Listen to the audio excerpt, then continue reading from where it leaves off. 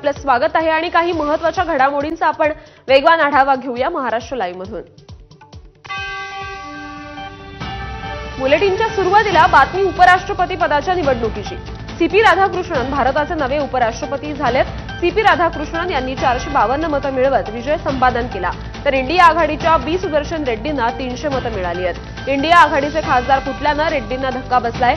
राधाकृष्णन यांना अपेक्षेपेक्षा जास्त मतं मिळाली आहेत। 752 वैध मतांपैकी 15 मतं बाद झाली, तर 14 खासदारांनी क्रॉस वोटिंग केल्याचा अंदाज आहे। त्यामुळे इंडिया आघाडीचे हे बंडखोर खासदार कोण अशी चर्चा आता सुरू झाली आहे। दरम्यान सीपी राधाकृष्णन यांच्या जागी महाराष्ट्राचे नवे राज्यपाल कोण होणार हे बघणं सुद्धा महत्त्वाचं ठरेल। तर दरम्यान उपराष्ट्रपती पदाच्या निवडणुकीतील मतांचं गणित नेमकं काय होतं आपण बघूया। एकूण मतदार 781 होते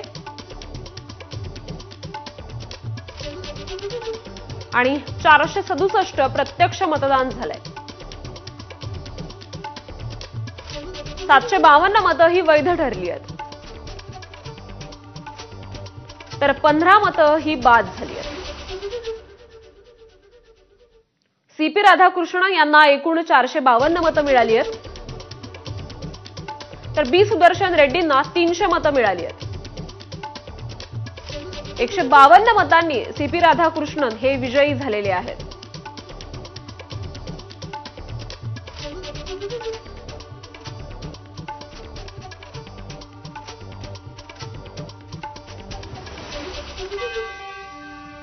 दरम्यान उपराष्ट्रपतीपदी निवड झाल्यानंतर सीपी राधाकृष्णन यांनी काय प्रतिक्रिया दिली आहे आपण बघूया।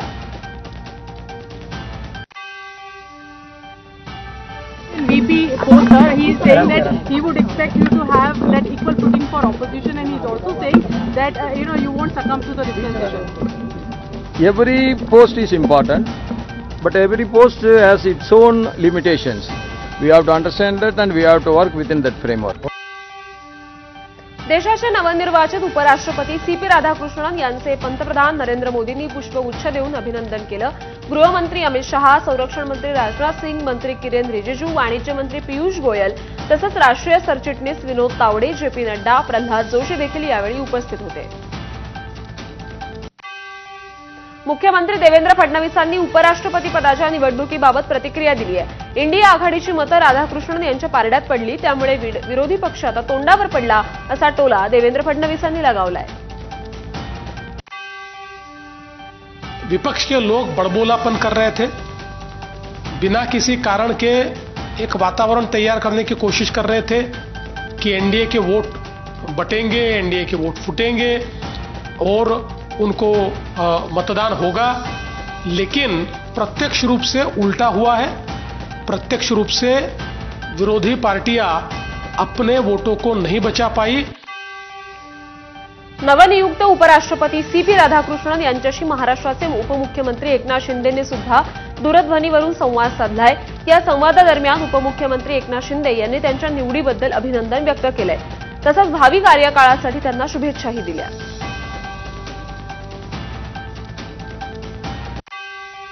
त्यांना एनडीएकडे असलेली मतं याहीपेक्षा जास्तीची मतं मिळाली आणि म्हणून मी आदरणीय प्रधानमंत्री नरेंद्र मोदीजी यांचे अभिनंदन करतो। अनेक लोकांनी प्रधानमंत्री महोदयांवर देखील विश्वास ठेवला, सीपी राधाकृष्णनजी यांच्यावर देखील विश्वास ठेवला। एनडीएच्या उमेदवाराला 35 मतं अधिक मिळाली असा दावा शिंदेंच्या शिवसेनेचे खासदार श्रीकांत शिंदेंनी केलाय।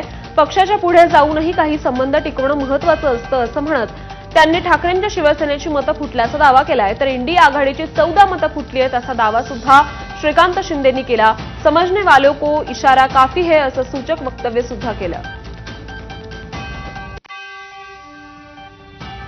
आम्ही सगळ्यांच्या संपर्कात असतो, आमचे रिलेशन जे आहे सगळ्या खासदारांबरोबर चांगले आहेत आणि मला वाटतं चांगले जेव्हा आपण संबंध सगळ्यांशी ठेवतो हे पक्षाच्या पुढे जाऊन हे सगळे संबंध असतात, म्हणून आज एवढा मोठा विजय जो आहे हा झालेला आहे। समझने वाले को इशारा काफी आहे, मी एवढं विस्तृत तुम्हाला सांगितलं की किती मतं मिळणार होती, कशी मतं मिळणार होती। मतदान बॅलेट पेपरवर झालंय तरी सुद्धा ही परिस्थिती आहे असा टोला भाजप खासदार निशिकांत दुबेंनी राहुल गांधींना लगावलाय.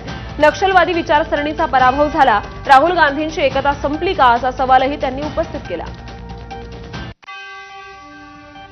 दरम्यान राधाकृष्णन संसदीय परंपरांची सर्वोच्च मूल्य राखतील, विरोधी पक्षांना समान स्थान आणि आदर देतील आणि सत्ताधारी पक्षाच्या दबावाला बळी पडणार नाहीत अशी आशा काँग्रेस अध्यक्ष मल्लिकार्जुन खरगेंनी व्यक्त केली आहे.